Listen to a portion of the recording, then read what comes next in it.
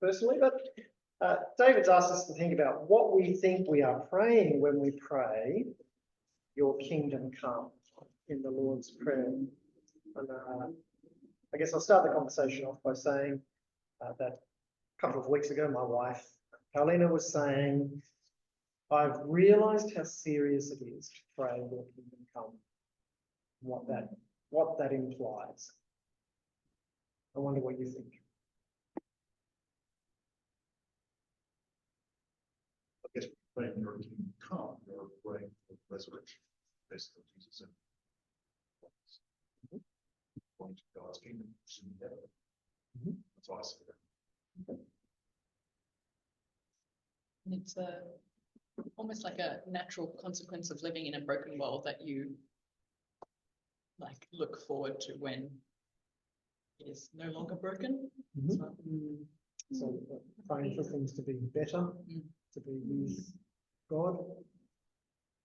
Yeah, I think it is about having God front and centre.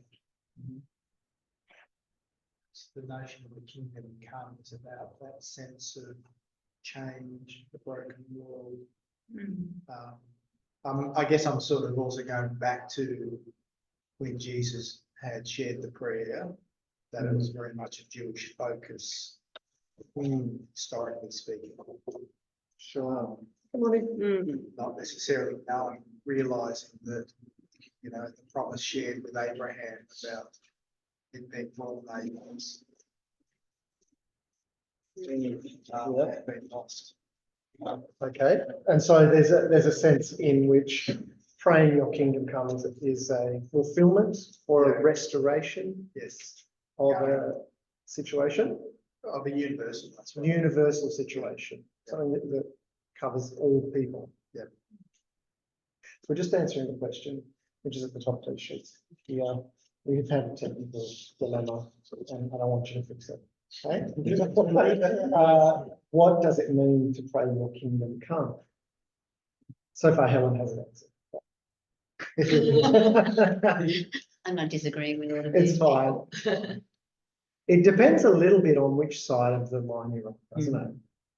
If you are praying, God, your kingdom come, but he is not your king, that means something slightly different to saying your kingdom come in a hopeful and an expectant manner. If he's not your king, why would you be praying to him? Because we have a tradition of praying those words. This reminds me like, when we have the sign that says we're thinking. Yes. It's just brings like a purity, I think, purity in the fact that we're going to be close to God and in a different dimension altogether. We could also be praying for people to come into the kingdom. Yeah. So a very his kingdom personal is coming. here, but if there's so many who don't know it, So I think it's very valid to pray for someone that God's kingdom come to them in peace and joy and restoring relationship. We might have heard in the church service this morning. But what do you see is going on in the first half of Isaiah that might impact the way that God's kingdom would come?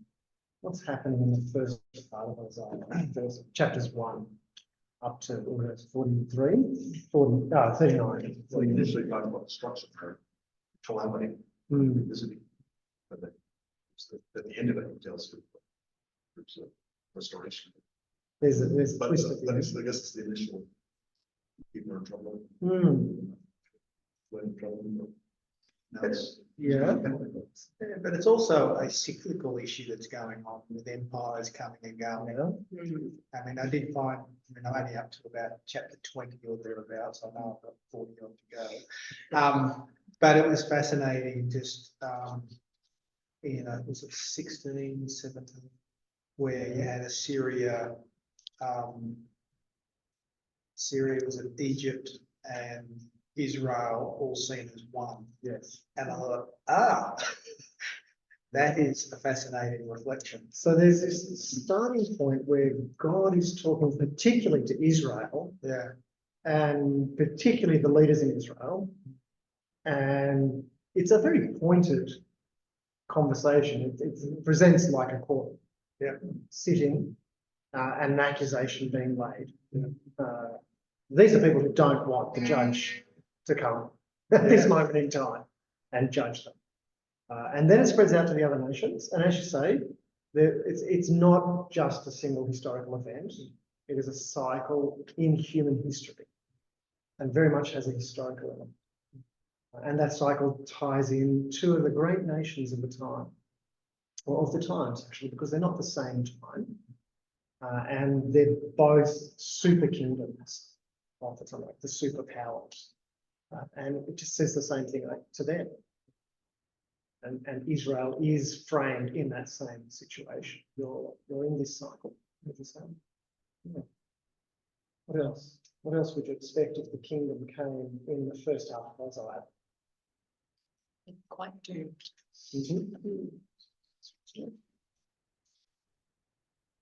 We get those strong images of wailing, weeping, and not just over what's been done to us, but over our failure to achieve what we should have done. It's great lines. We've labored and we've struggled and we've given birth to wind. It's just nothing. So the first half of Isaiah would make us think carefully about the coming of God's kingdom. But there's a shift, isn't there? There's a change here. We get some conversation about first Isaiah and second Isaiah, which you'll read about in the notes. And it's worth taking some time to think through why that model of being two separate books might cause challenges for some people and what you think that actually is going to be. So we're going to say that second Isaiah, or 40 to 66, is actually the same ideas, but looked at from a slightly different perspective, different way of thinking. So let's go to the notes now. And we have in the notes chapters 1 to 39, and they're very much focused on the Assyrian threat. So that historical situation, the king, and particularly Hezekiah in the first half of Isaiah. And Hezekiah is there for 25 years while Isaiah's preaching, and they have some interaction.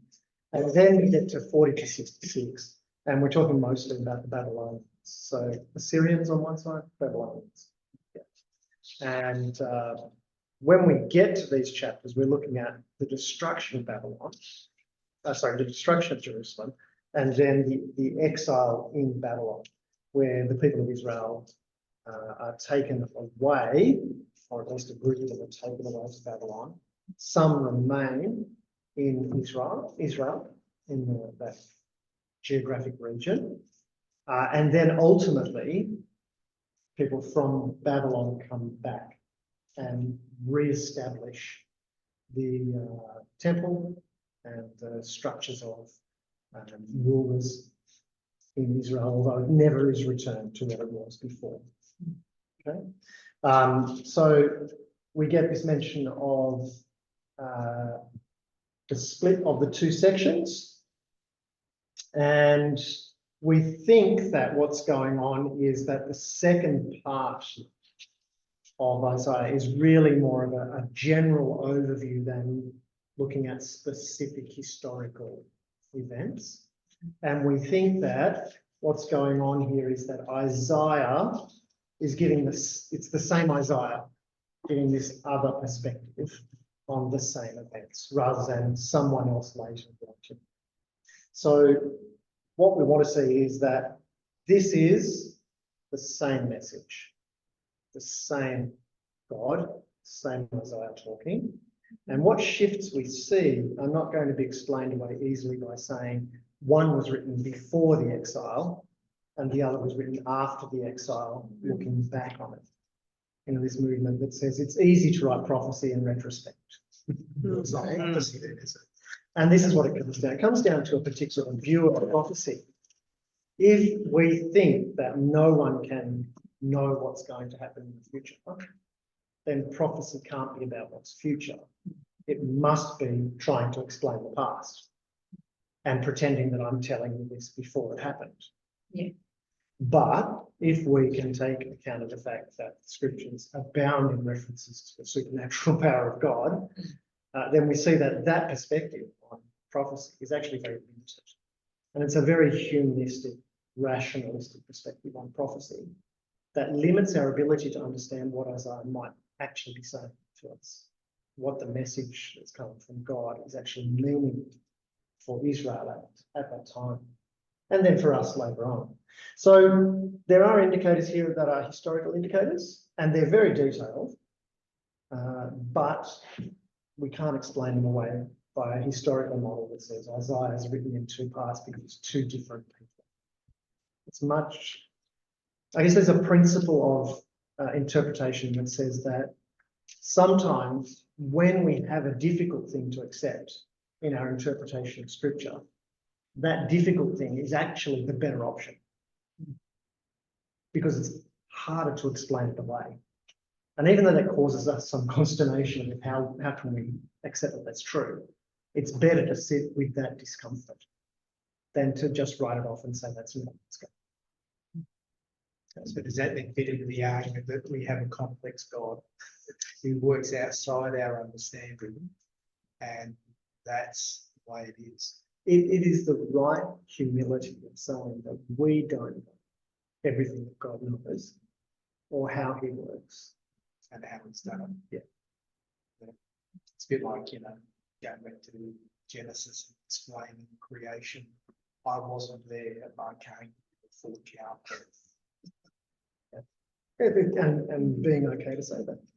I don't know. God knows. It's a really helpful way to approach it. So let's have a think then about chapters 40 to 66. And what's happened in these chapters. And I might just get you to have a look at the verses that have been given to us here on the notes. So the first section we've got is that the threatened judgment has taken place. Have a read through Isaiah 42, 21 to 25 and 48, 3. How do you see that the judgment has taken place, the one that was threatened in the first part?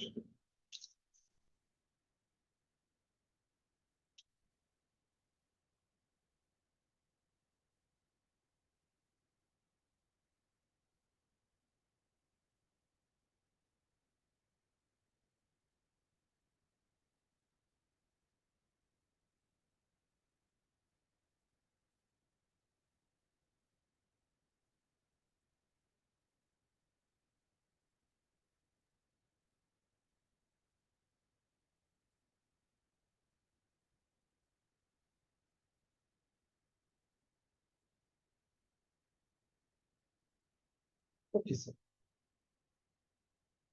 Well, it's pretty explicit in the chapter 48 one, I've told you what's going to happen, and then I did it. Yes. Yeah. Anything else? What else do you see there that suggests to you that this judgment has taken place?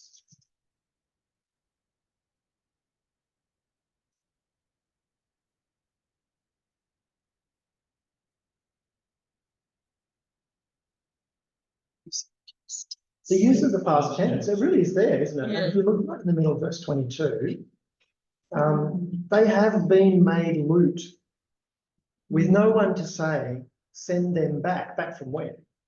They're obviously somewhere else. And so it's very clear in this second part of Isaiah that if the perspective we're getting is a perspective from after the exile takes place, looking back at it as an event that's happened.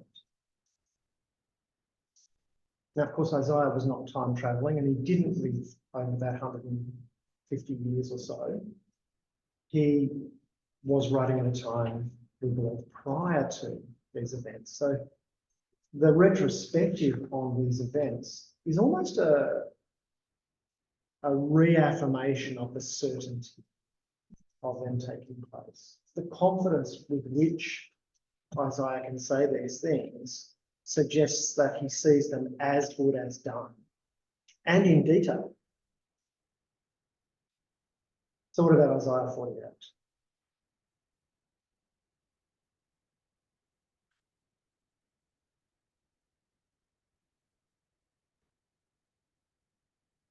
verse 3 there.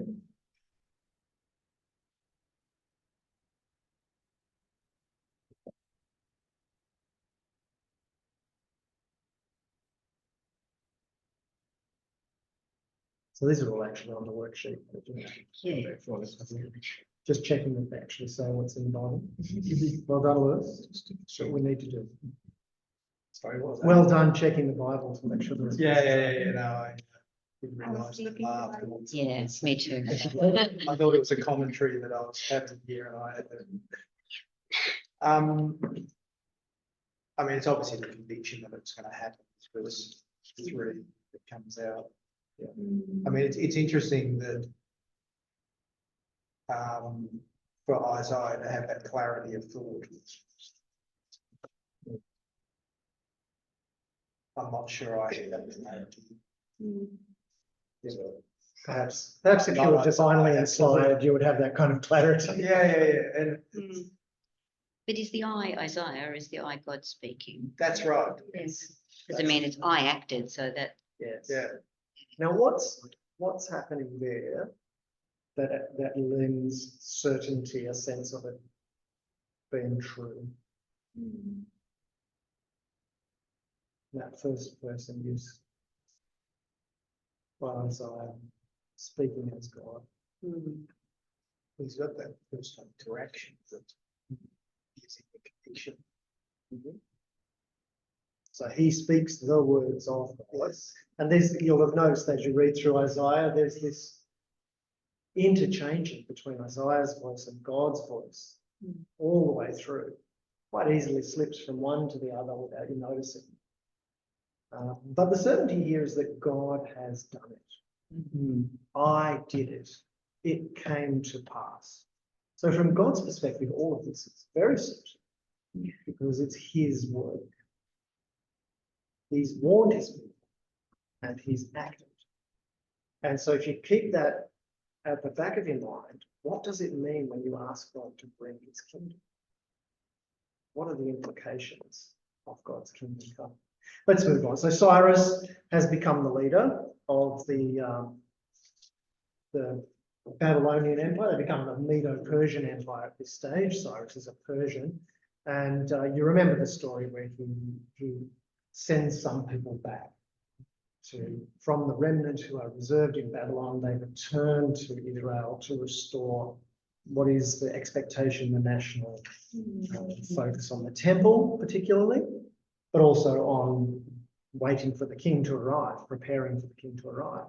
And so Cyrus is key to this whole plan in a way that is very unexpected for the Israelites, because a key word is used to describe Cyrus. Shepherd. Yeah. And who is the shepherd of God's people? Jesus. The king, Jesus. And the word Messiah comes in there. He's anointed. He is the anointed one. So very unusual use of the term Cyrus. He's the one who brings about the end of the old order. So he's the instrument. He is the instrument of God. And in Isaiah, he is called God's anointed one, which is just going to be the word Messiah, which is very unusual. So the resettlement of the people in the land is at the hands of God's anointed one. The rebuilding of the walls of Jerusalem, the re-establishment of the temple is at the hands of God's anointed one. This one happens to be Persian. So my brain's going up at the moment. So are we then saying there's various terms for Messiah? Because Cyrus is not the full Messiah, but he has some characteristics. We call Messiah or is anointed? Well, Saul was anointed too. it seems like, yeah, that's right. There would be many messiahs. in Yeah, this so case. we Sign need with a to. small m, not a capital M. Yeah, we need to have right. Breadth of our understanding of what Messiah is. Yeah, that's right. Obviously, Isaiah has something special going on with Cyrus. It's not just any old anointed one.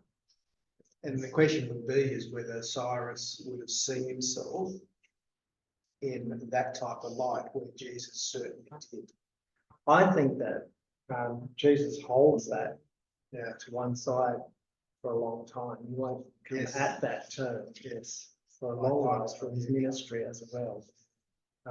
So what's happening with Cyrus is there in Isaiah 45, Isaiah 47, and it's quite significant that this man is recognised as the one who's bringing Israel back.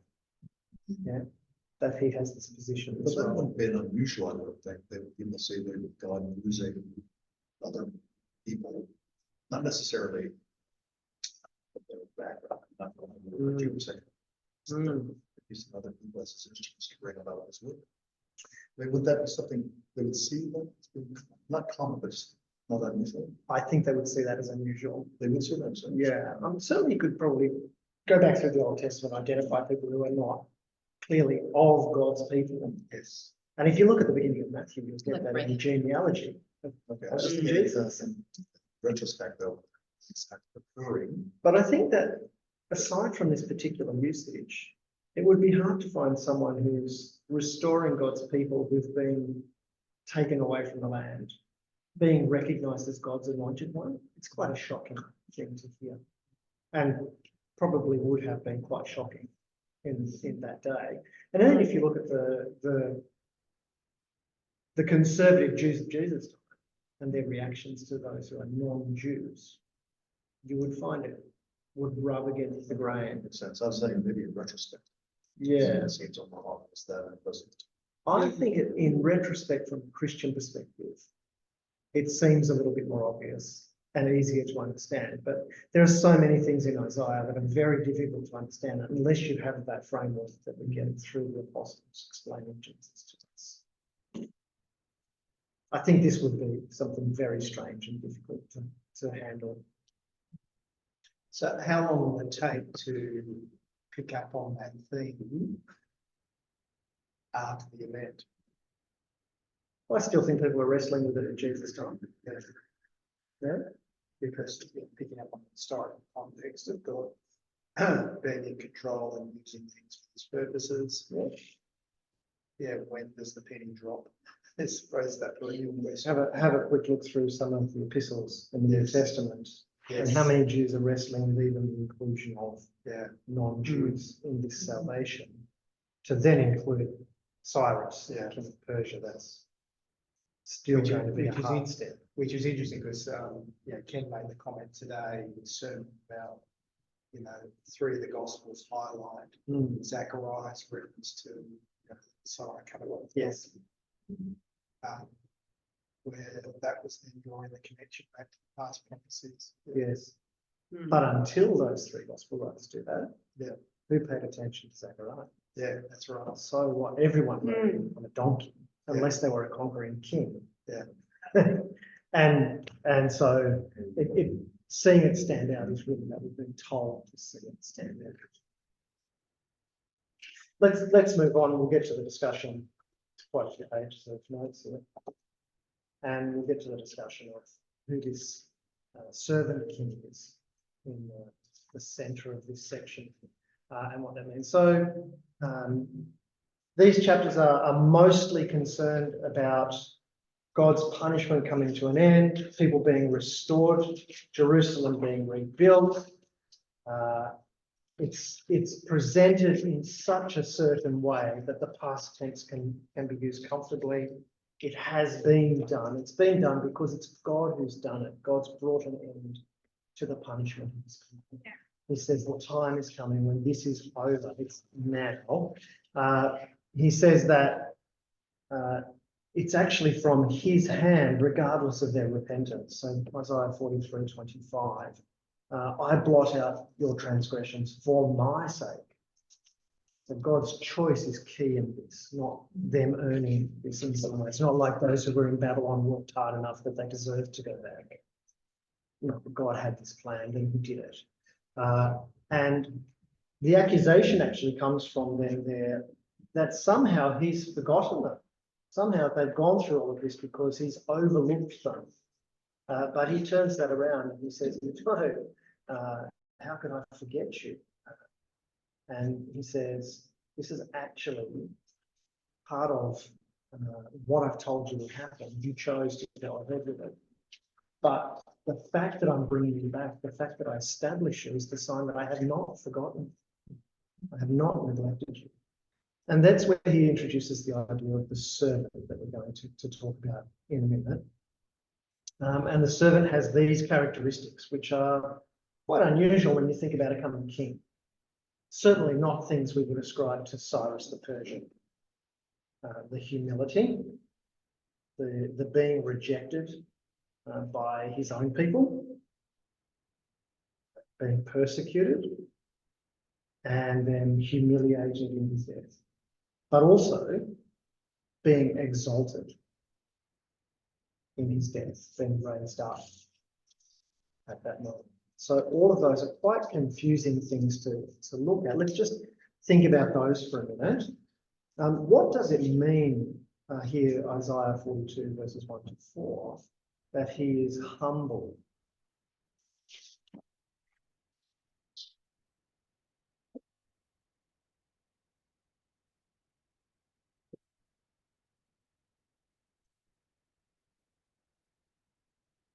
It's just going about his business quietly and not making a fuss. Yeah, he's not drawing attention to himself. But he keeps on doing things. Just keeps on with his mission. Yeah, keeps going. Yeah. It's also the agenda of God that he pursues. Yep. So he's not, his thinking is framed, I'll put my spirit on him and he will bring justice to the nations. It is about what his priorities are, not about what everyone else's priorities are. He's not being distracted. So it's not just that he has a quiet spirit, Yes. but that he is submissive to what God's program is there. Yeah, the business he's about is what he's focused on, and that business comes from God. So this is not humble in the sense of humiliated, not humble in the sense of worthless. This is humble in the sense of submissive to someone else's agenda. In this case, it's Father, it's Jesus. What about the rejected, verse 1 to 7 of chapter 49?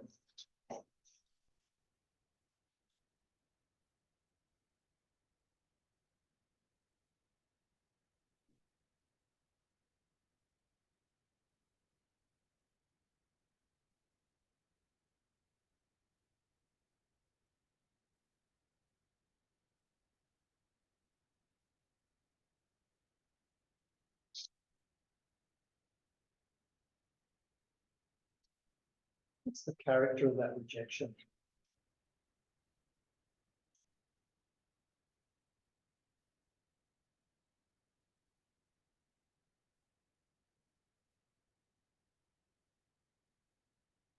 He's rejected more than this man, rather than. So I guess he accepts that rejection from him, but God's acceptance or God's involvement sustains it. That's what it's.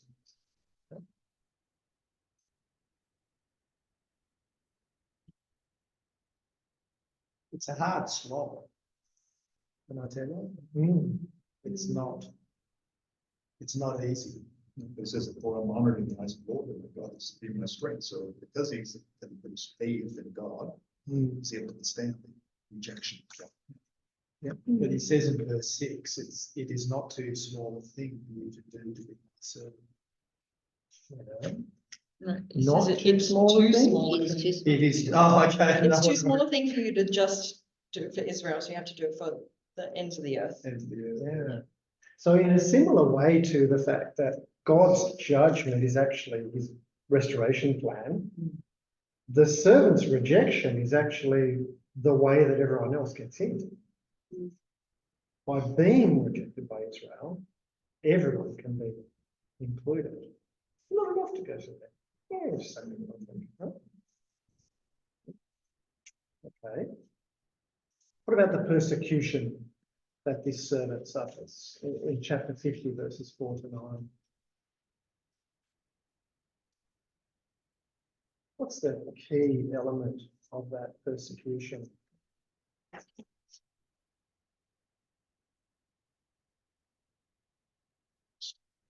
not feeling shame for it. Mhm. Because he knows that, like, God is for him. That's what you could do against you. That sounds familiar. It's like you're quoting something. There's vindication, is that what? He's proved right. Mm. He vindicates me this year. Mhm. There was no accuser. Let him confront them. So while that persecution has a limit, and the persecutors will run out of steam, he will endure through that. And he will be the one who is victorious. Mm. But that process of persecution is not the end of the story. It's a necessary part. I see that as sort of the motivation for those mockers. So. They were doing God's work, they're doing what God wanted them to do. Yeah. Even Paul, my goal is to become like him in his suffering so that I might somehow attain his glory. That starts very early, doesn't it? Sharing that. And his humiliation and death and his exaltation in chapter 52 to 53, this is completely unexpected. The argument that's key between the Sadducees and the Pharisees over the resurrection is the resurrection real, does it even exist? Yeah, just the end. Yeah. Should be quite a familiar argument to us at this day, but not within the church.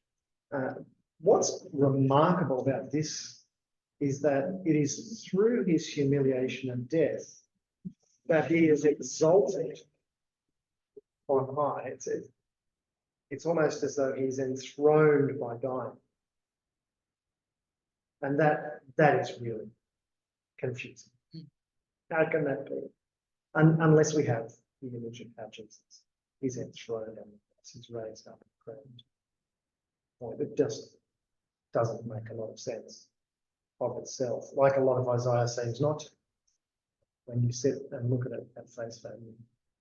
So let's move on. 56 to 66, less historical and seems to be more timeless. There is this moment where things have changed. And we see that this seems to be after the return from exile, but still not quite achieving the completion that we're waiting for. We have this shift back to looking to a future time towards the end of Isaiah. And these chapters are dealing with expectations, and in some ways expectations that are not met, especially not in Isaiah's time, not even at the return after the exile. And we're hearing at the moment about this 400 years of silence, where a lot of people decided, well, maybe we're not really waiting for it. And so we get to the locus of this, these chapters, and we see that it's actually talking about a future time. We still sit in that time in some way. We haven't seen this fulfillment.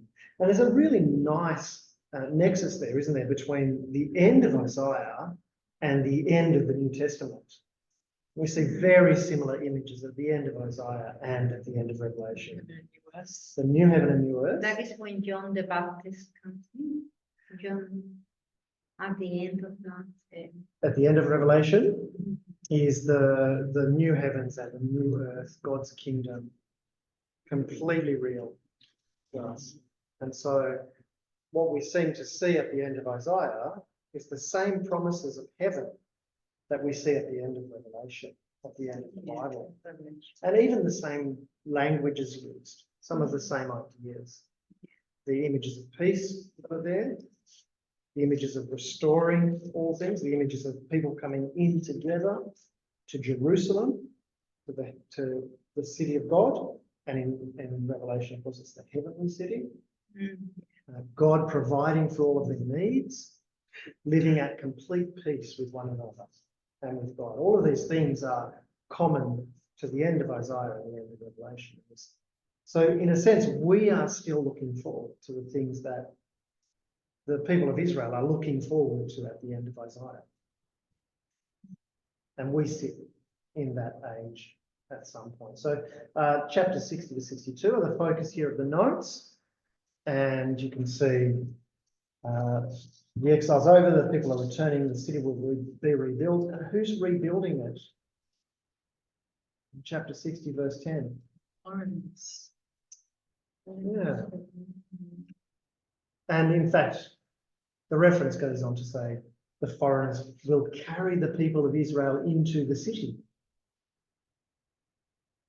So the people of Israel will be restored with foreigners carrying them in. In some senses, in Revelation, we see that idea that all the good of humankind will be carried in by the kings of the nations, carried into God's city to be enjoyed in that place. The year of the Lord's favour is proclaimed in Isaiah 61, those famous words.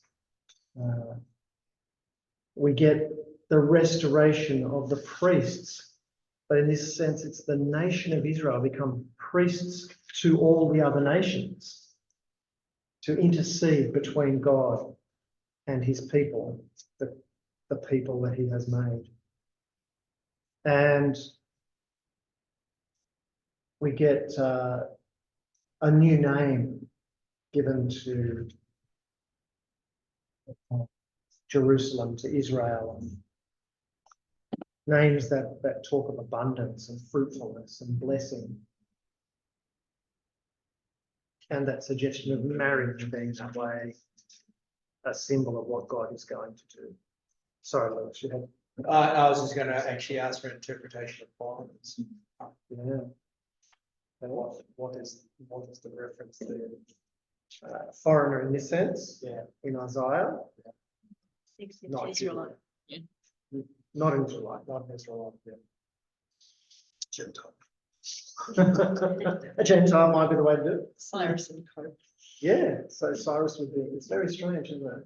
But then that's that image, the kings of the nations bringing the people of Israel and all the wealth into Jerusalem. Cyrus carrying the people from the exile back. Okay.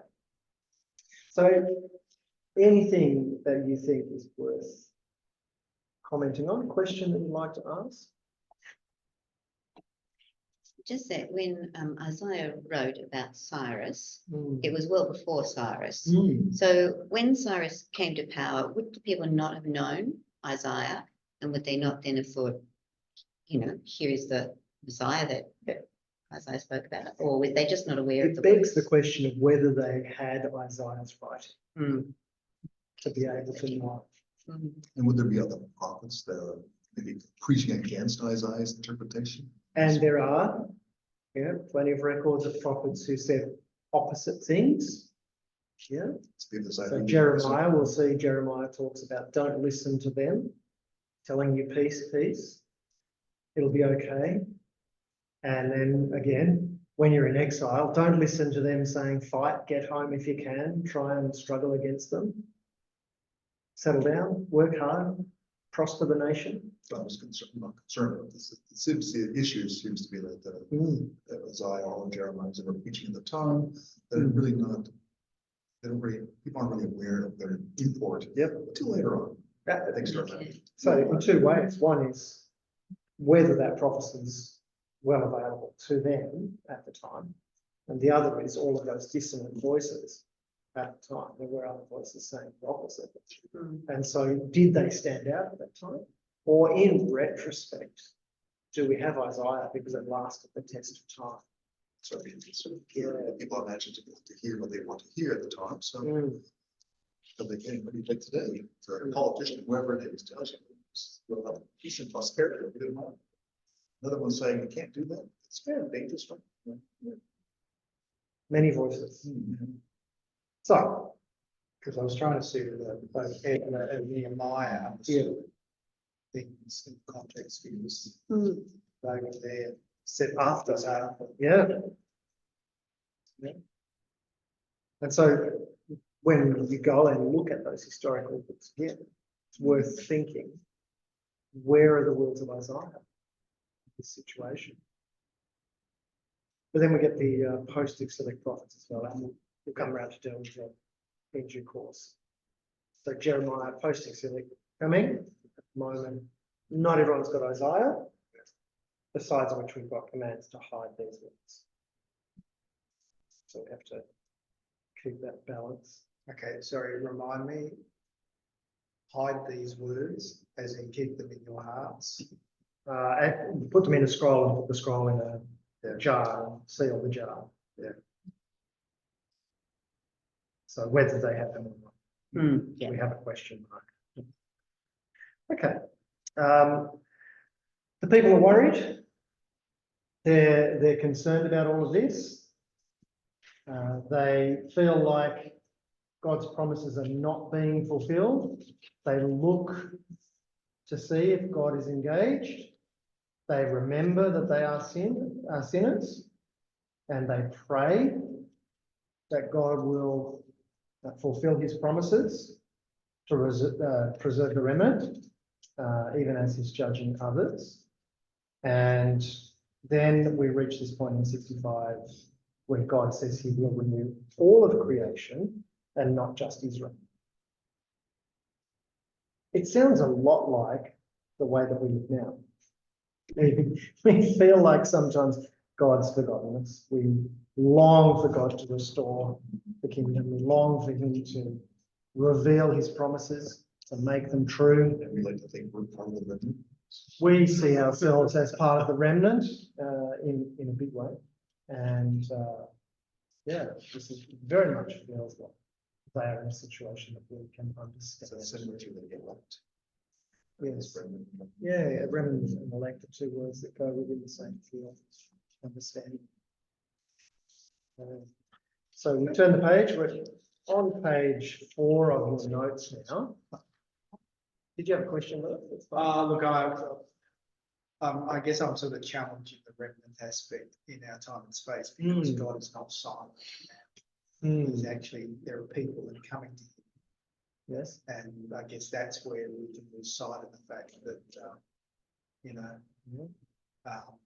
although we may not see it immediately in our community, if we step out of our community and look elsewhere, then you'll see the gospel message is flourishing in a whole heap of areas.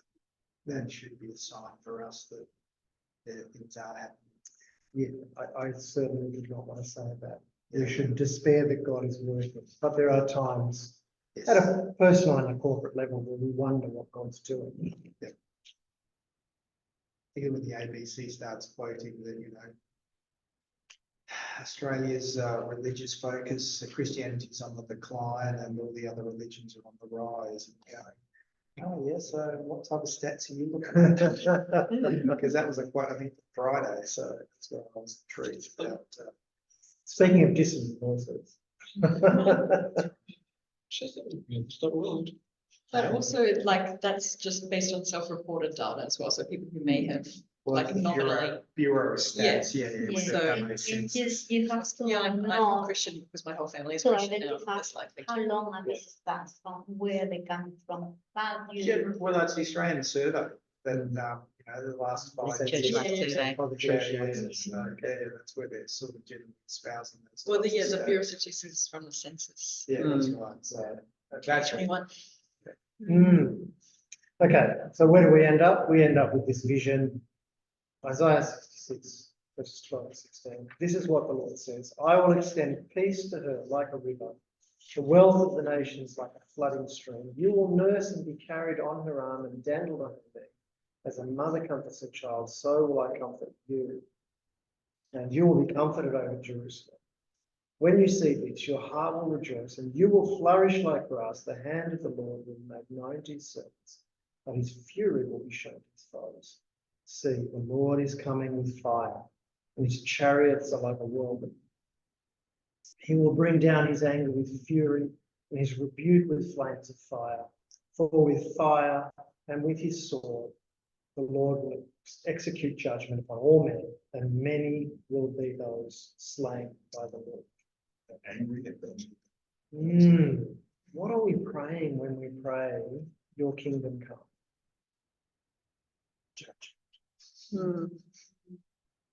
It depends which side you're on, really, doesn't it? Judgment or restoration. But the puzzling thing about that is that terrible wrath and judgment of God will be received with those who are his servants rejoicing. It's very difficult to reconcile. Especially when you have people close to you who, you know, they are on the judgment side as well. So it can feel a bit, you know, oh, for me it's nice that, you know, when Jesus comes back, but it's not so nice for them. Yeah.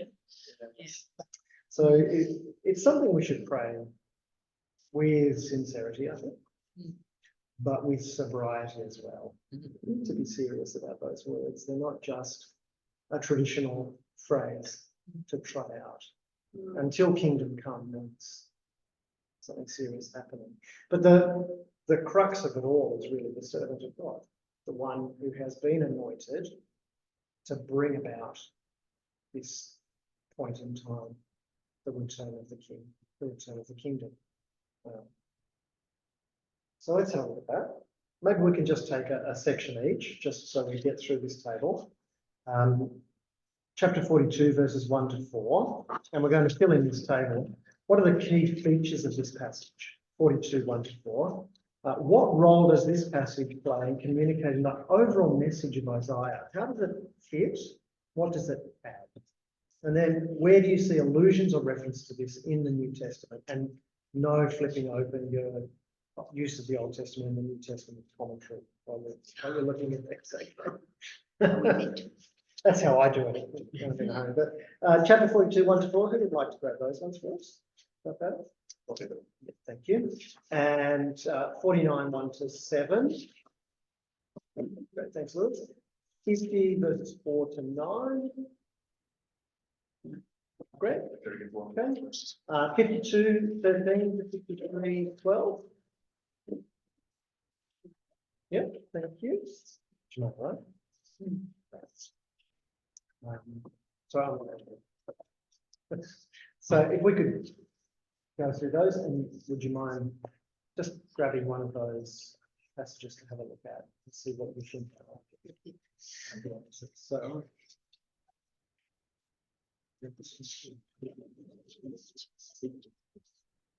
I realise we started a little late, so if you don't mind, we'll go a little bit longer than. We're supposed to finish at 2:30. 2:30. Oh, we've got Yeah, lots yeah. of time. Yeah.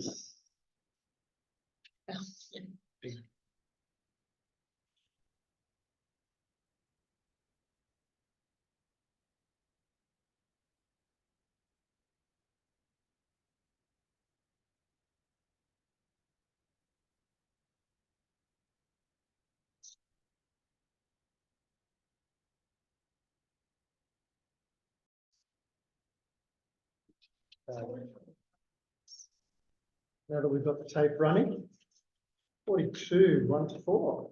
What did we? Well, I thought the key features of each passage was that the servant was identified with Jesus. He's talking about the servant, whom is chosen one, who brings justice, is humble, faithful, and not discouraged. And the Spirit's on him. That's. Okay. And I said the passage, or do you want to go to the next column? Yes. I said, well, what role does the passage play in communicating Isaiah's message? I said it's presages Jesus, Yes. chosen servant. As you could call it Cyrus too, but man, quite a fit, but I think it's more Jesus than Cyrus. And where do you see the allusions or references in those? Well, the obvious one was my chosen one and whom I delight. It's in John, and the Spirit's on him as well. It's came from John. Those are the two obvious ones. I would possibly add in here that that gentleness of the servant and that determination to maintain the course are key to that adding to the message of Isaiah as well. This is quite a different solution to what might be expected. It's not a political solution. It's not a legislative solution. There's no punitive pursuit He's not coming with a sword. in this process. That's right. And that is really striking when you see the way that Israel and the nations are being judged and what they're being judged for. So I would think that this communicates something key about Isaiah's message, that it's a message of peace. In the New Testament, of course, then, we would see Jesus perhaps as the answer. But Jesus, how's the song go? Meek and mild. Like a lamb before his shears. So raise his voice, does not speak out. A bruised wheat he will not crush. Matthew. He can be firm though. Man. I threw some tables. Yeah. Talking back to Peter. What are the reference here, the New Testament? Yeah, so if you, fortunately in the book, you'll see that David has actually just rearranged some of the tables that are here. And Isaiah 42, 1-4 is linked to Matthew 12, 17 to 21. So if you wanted to make that note in the third column for this one, so 42, 1-4, Matthew 42, 1-4 goes to, sorry, Matthew 12, 17 to 21. There's no 42 in Matthew. No, it's not. The other Matthew, Matthew 2. What does it say in Matthew chapter 12? This was to fulfill what was spoken through the prophet Isaiah, and then it quotes 42, 1-4. That's quite it. But it's applying to Jesus, isn't Yeah, it? because before that, aware of this, Jesus withdrew from that place. A large crowd followed him, and he healed all who were ill. He warned them not to tell others about it.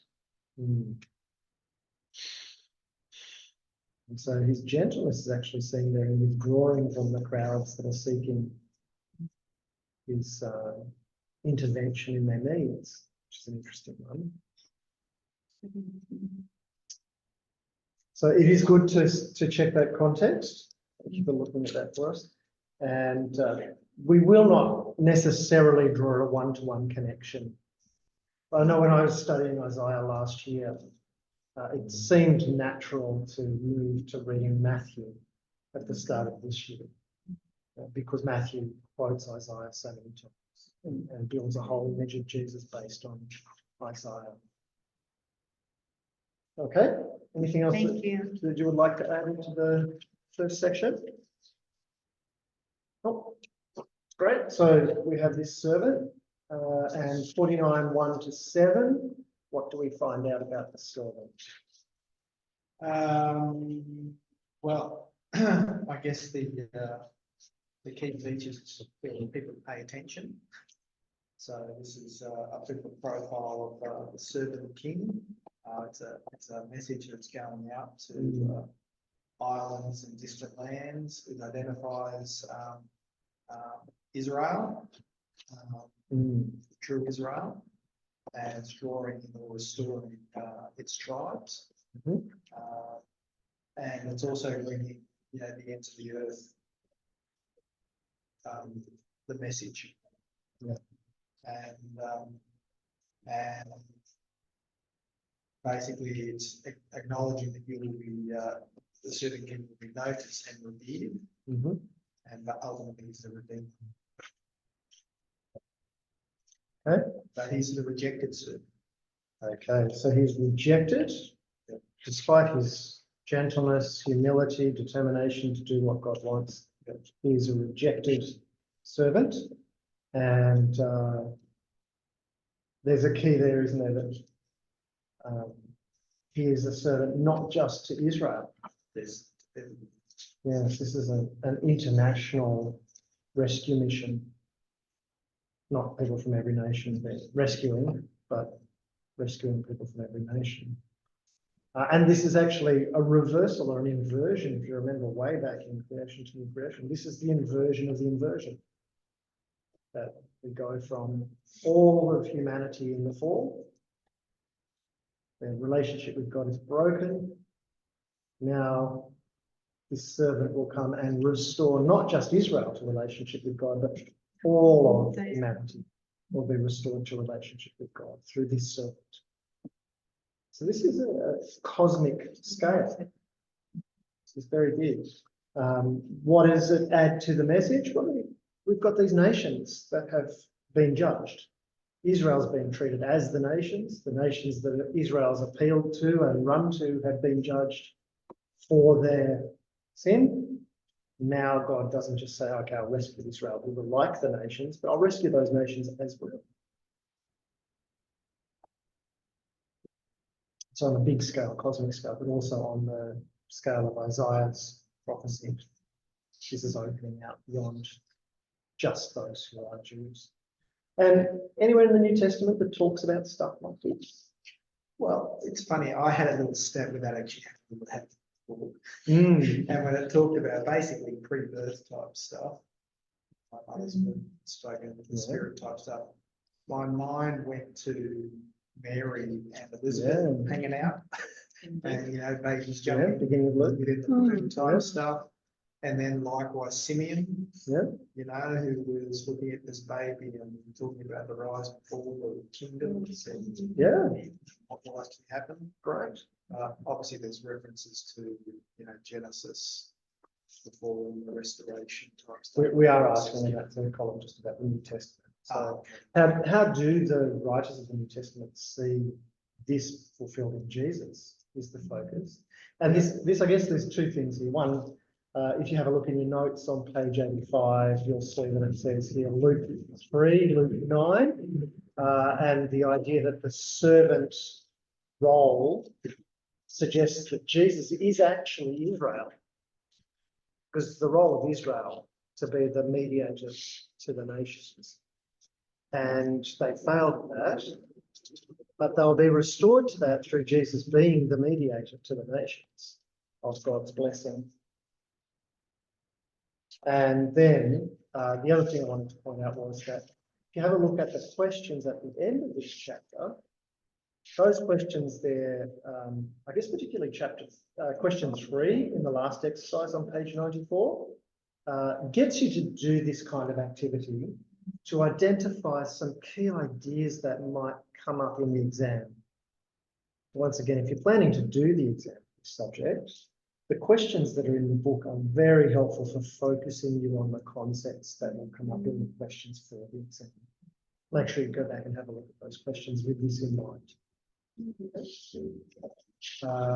So in that second section, we've got the servant will bring all of the nations in. This is a larger scale than Israel. That servant is therefore restoring the brokenness of creation, addressing the problem of the fall, not just the problem of Israel, and that servant is the fulfillment of what Israel was meant to be, coming through to the New Testament and how they see Jesus. Which I get to take you then to what Revelation 21, 22 type stuff. Yeah. So we're going to jump forward to the nations coming in. Yeah, I see also a reflection in this of Paul's words. Romans 9, has it been a 9, maybe a 10?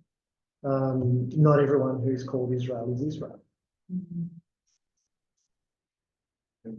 So thinking through carefully, what is the language we're using when we talk about what is Israel? It's not 75,000 square kilometres of land in Palestine. I don't even know if it is. Okay, chapter 50. What do we see in chapter 50? That God has given the servant the words, and he hasn't rebelled, he's obeyed, even though there's persecution against him. The God helped him, and therefore he's preserved, and he knows that he will be vindicated in the end, and that the oppressors eventually wear out. Hmm. And then, I don't know, the role of the passage in communicating Isaiah's message. So he's the servant of God that is persecuted, but he's obedient. So, yeah. It says it's with his spirit that he gets help. So, he gets help from God. So I just wonder if that's sort of like the spirit that will enable him to obey and persevere. And then in the end, there will be instruction for the Yes. Yeah. So the vindication of the servant is an element of judgment yeah, on those who have those who have, opposed him. yeah, And the perseverance of the servant is part of the vindication. That he won't just be vindicated because he's done good things, but because he has persevered in faithfulness to God and obedience to God. The idea of submission you mentioned earlier. In the New Testament, yeah. I just took out some phrases. So one of the phrases is to know the words that sustain the weary, and I just went to Jesus in the wilderness, where he uses the words of God to, sustain with him in that time. It says the servant of the Lord has opened his ears. The sovereign Lord, sorry, has opened his ears. I just thought of Jesus saying, he who has ears to hear, let him hear. It's God that'll open their ears as well. Yeah. So that they will understand. or even Jesus crying out on the cross in the words of the Psalm, why have you forsaken me? He doesn't Yeah. do that knowing that God's got his ears closed. Yeah, He knows that God. yeah, that's true. Mhm. And then just also, there's just that phrase where it says, I offer my back to those who beat me. And it just kind of reminded me of Jesus saying, turn the other cheek, and, someone wants something, then give more. It's just, expect it. And We serve because he Yeah. served. Yeah. Mhm. It's true. Any other passages from the New Testament that jump out to you when you hear about the faithfulness of the servant and his vindication? So the one of the means, the money. The master gives the servants money to invest. Oh, yeah, Invest well, the something. talents, yeah, or the mites. Yeah. Come comfortable when you talk It's about the mites servant these master days. relationship. Yes, faithful servant. There's that aspect, isn't there? When we talk about the servant king, we can jump to talking about the king part of that, but he's still a servant. Whose servant is? Who is he serving? Yeah, and we can sometimes think he's serving us instead. I mean, is the reference to charges, if you draw a parallel to the mock trial that Santee, Yeah, very much. witnesses were brought forward, they still couldn't agree on what the charges were. yeah, In fact, Matthew will do this again. I do that. He's silent. He will not speak. It's quite striking, Jesus' silence in the Sanhedrin. He knows what will happen through his silence, and he continues. And then again, with Pilate, won't you say anything? Can't you hear what they're saying against you? Don't you think I can actually, determine your future? Yeah. To which Jesus then says, don't you think I could call down 10,000 legions of angels? But different idea. So the servant is vindicated. It takes us to Hebrews as well. And the idea, the writer of Hebrews draws up about Jesus there. We get Paul mentioning learning obedience through suffering. Let's look at the Mark 9. Son of Man did not come to be served, but to serve. Yeah, exactly. Good one. There is a song. It's a song. Yeah, it's a good one for a song. Good to remember. Okay, Isaiah 52:13. Great. Yeah. It was a long one, so I read a lot. Okay. So he features is rejected by mankind. But he was, like what we were talking about humility before. So even though he was oppressed, he didn't open his mouth. He was righteous and undeserving of judgment. It was God's will to make him suffer. He bore our punishment and we are healed by his wounds, and he'll be exalted and see the light of life. And New Testament? New Testament, I was thinking about, well, it has a, what is it? By impression and judgment he was taken away, yet who of his generation protested? Let's just think about, again with Pilate and who protested the death of Jesus. No one really. Quite the opposite. Clamoring for it. Yeah. And in terms of like it being God's will to make him suffer as well, about Gethsemane too. So, if you can take this cup from me, but your will be done. That's great. And also, could you like you will see the light of life to Jesus' resurrection as well? I thought so. Absolutely. Yeah. You're talking in the sense that the New Testament writers' thinking is shaped in many ways by understanding Jesus through the servant and through Isaiah's prophecy.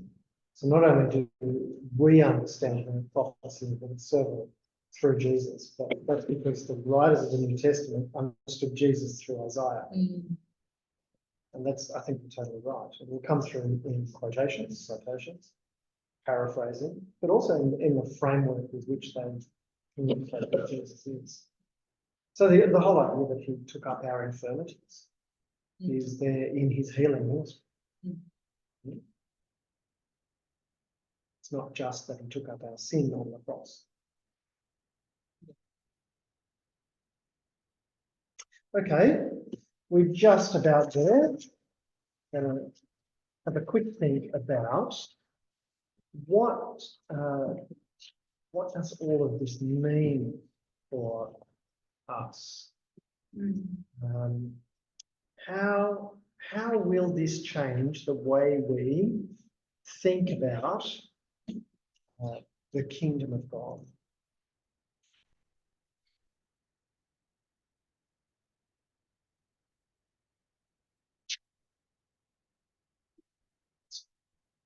You want to be on the right side, yeah? Well, it's God's plans won't be thwarted. Yeah. So, I mean, that whole sense that Jesus knew where he was going and knew what he needed to do and knew what was at stake. So therefore, everything was within his timing. Hence, the challenge for us is to take our version of timing out of the equation and allowing God to do what he will do in our time and space with us. So it's more like a prayer submitting to God's plan. That's right, not trying to set your own plan up. The trick will be up. Can your kingdom come in a few years after I've had some good chats with this person? And When I finish my degree. Yeah. What's God's, in a sense, how would you know what God's plan is? Do we just let things happen to you, or? Well, I think you just do what you think you should do, and God will tell you, but it's eventually. Well, it's interesting because what's constantly referred to here about the servant is that he's righteous. And the sense of being righteous means that he would have been aligned to what God's thinking, planning, desire is. The challenge for us is whether our thinking, planning, desire is following a similar tack, or whether we've actually gone off on a elsewhere. So that's although the sovereignty is there, it's a question of whether we're wrestling with that sovereignty. Is there a tension for us?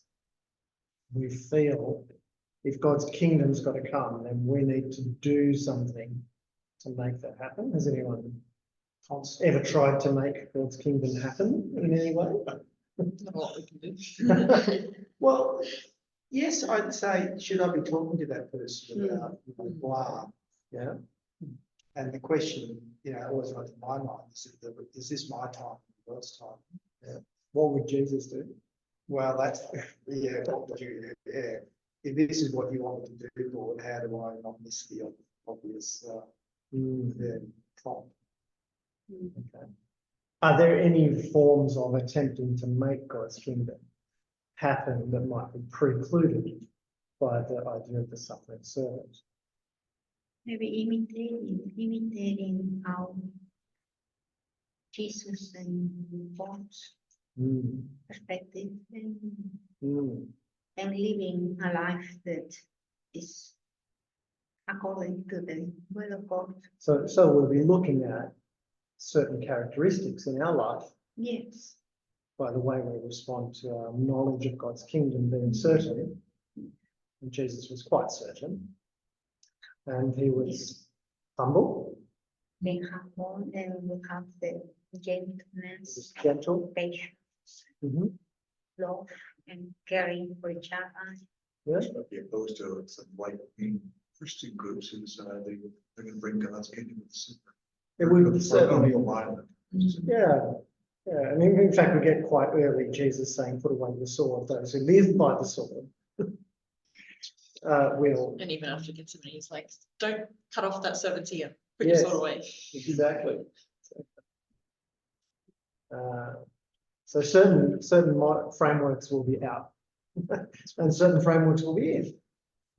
And one of those is faithfully continuing with the mission of the kingdom, even though it means persecution for that gentle humility, faithfulness. Will it make God's kingdom more certain if we tell that person, have that evangelistic rally, run that online forum? It's really bring the message to that person, whoever it is, around. That's really God, because the word in the sense that you're just there to bring God's message. I think it works within that person or that group. So it's not your responsibility to bring the message. So it would be entirely appropriate for us to respond to our hope in God's kingdom, our certainty about God's kingdom, our expectation of it being joyful and fulfilling, and then the route to it being a struggle, by actually saying, God, please do it. Or God will. Well, he will, because he says he will. But it's still appropriate to say, God, may your kingdom come. I think. Those words hold so much meaning. Well, it would be appropriate, I think, for us to pray about that and to keep thinking. There's a question here at the end of this study, which is, what has Jesus done for you? Well, is his forgiveness a comfort? Is the knowledge of God's work to bring about his kingdom a personal comfort to you as well? I think that's something. We'll keep moving on to prayer in a second. Just for next time, the notes for Old Testament 3, study 5, make sure you're over those notes from study 5 before coming to Jeremiah. And reading Jeremiah will be helpful. The book in the Bible, not the notes necessarily. Thank you. It's a small call for 1 week. Actually, it's 2 weeks. Oh, Jeremiah, we've got 2 weeks. We're not We've meeting got next week. Easter, so Okay, 2 weeks. that's more. Oh, And who's going to 2 tell weeks. the others about the change in venue the week after?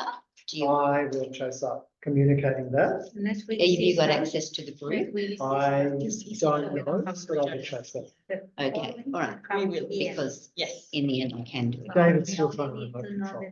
So, He's set up, but I can cancel his next one.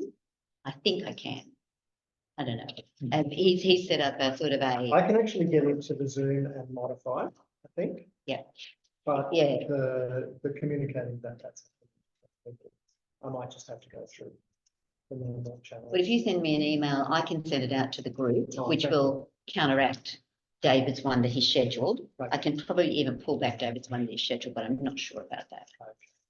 But yeah, if you 2 want weeks time, and because it's Gary Hadden's farewell, farewell, we'll go after the farewell. Yeah. About, for those who are not coming, would we say 2:30 is, it's finished at 2:30? 2:30, Starts at 2:30. This meeting Yes. starts at 2:30? Yeah. Here at Glenbrook, rather than, and here because it's. because where then presumably people are farewell coming to is. here anyway, so, We can find a quieter corner in this one. I Yeah. imagine this space will be. yeah. I mean, the group that's out there may be in one of the seminar rooms, but there's 2 seminar rooms that feasibly could use one of those. Yeah.